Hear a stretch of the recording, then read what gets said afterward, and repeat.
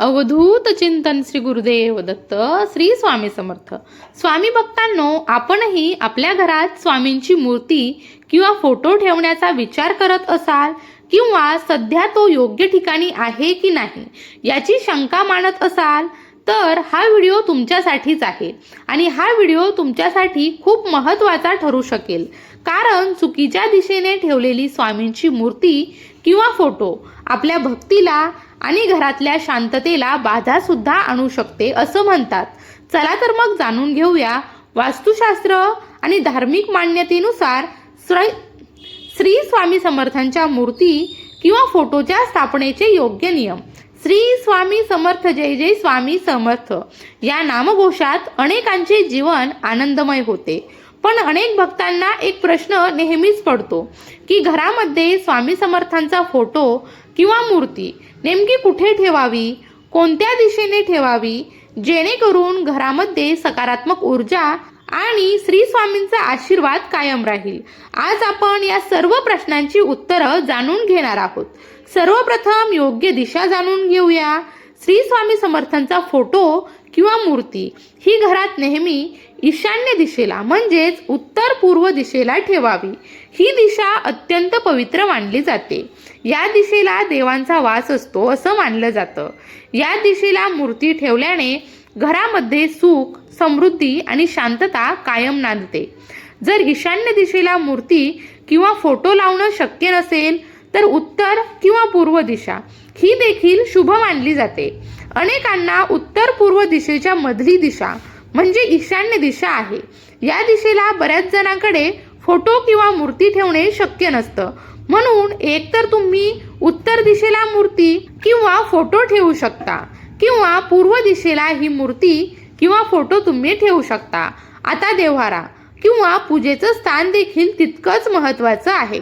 स्वामींचा फोटो किंवा मूर्ती ही नेहमी देव्हाऱ्यात किंवा पूजेच्या निश्चित ठिकाणीच ठेवावी. ती जागा स्वच्छ आणि शांत असावी. मूर्ती किंवा फोटो ही जमिनीवर अजिबात ठेवू नये. ती नेहमी आपल्या छातीच्या किंवा डोळ्यांच्या रेषेत असावी, म्हणजे बसून किंवा उभं राहून पूजा करताना थेट डोळ्यांसमोर येईल अशा उंचीवर स्वामींची मूर्ती ठेवावी. मूर्ती किंवा फोटो ठेवलेले आसन हे जमिनीपासून किमान 1 ते 2 फूट तरी उंचीवर असावे. आता घरातील कोणत्या जागा टाळाव्यात जिथे स्वामींचा फोटो किंवा मूर्ती अजिबात ठेवू नये, तर बेडरूममध्ये देवाचे फोटो किंवा मूर्ती कधीही ठेवणं टाळावं. यामुळे वैवाहिक जीवनात अडचणी येऊ शकतात किंवा पूजेची पवित्रता ही जपली जात नाही असं मानलं जातं. एवढंच नाही तर देवघराची भिंत ही शौचालयाच्या भिंतीला लागून नसावी.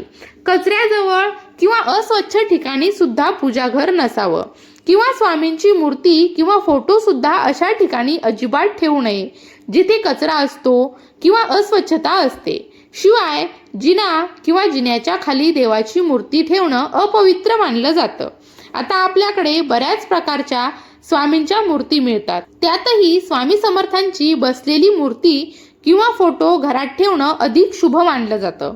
या अवस्थेतील मूर्ती ही शांतता आणि स्थैर्य दर्शवते.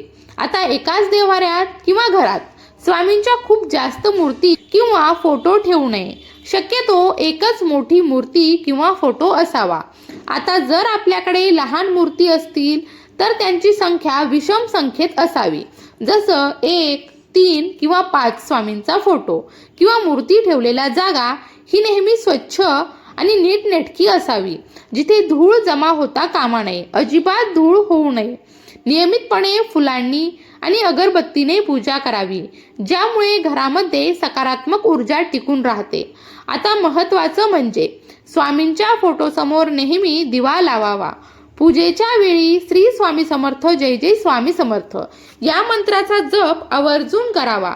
आपल्या श्रद्धेनुसार आणि सोयीनुसार स्वामींच्या पादुका देखील घरात ठेवू शकता. तर मंडळी, या होत्या घरामध्ये स्वामी समर्थांचा फोटो किंवा मूर्ती ठेवण्याच्या संबंधीच्या काही महत्त्वाच्या सूचना. या नियमांचे पालन केल्यास आपल्या घरामध्ये स्वामींचा आशीर्वाद कायम राहील आणि सकारात्मक ऊर्जेचा देखील संचार होईल. आपल्या मनात स्वामींविषयी अजून काही प्रश्न असतील तर कमेंटमध्ये नक्की विचारा. हा व्हिडिओ आपल्या मित्रमैत्रिणींमध्ये आणि कुटुंबियांसोबत शेअर करा, जेणेकरून त्यांना देखील ही महत्त्वाची माहिती मिळेल. अशाच प्रकारचे सणवारा संबंधित व्रतवैकल्य असतील, उपासना असतील, पूजाविधी संबंधित आणखी काही माहिती तुम्हाला हवी असेल, त्याचबरोबर वास्तुशास्त्र, ज्योतिषशास्त्र, अंकशास्त्र यासारख्या विषयावर तुमच्या मनात काही शंका असतील तर त्या कमेंट बॉक्समध्ये नक्की विचारा. शिवाय तुम्हाला आणखी कोणत्या विषयावरचे व्हिडिओ ऐकायला आवडतील ते सुद्धा मला कमेंट करून नक्की सांगा. या संबंधित संपूर्ण मार्गदर्शन तुमच्यापर्यंत पोहोचवण्याचा माझा प्रयत्न आहे, तेव्हा कमेंट नक्की करा. अशाच प्रकारच्या माहितीपूर्ण व्हिडिओसाठी आपल्या यूट्यूब चॅनलला सबस्क्राईब करून घ्या. भिवू नकोस, स्वामी सदैव पाठीशी आहे.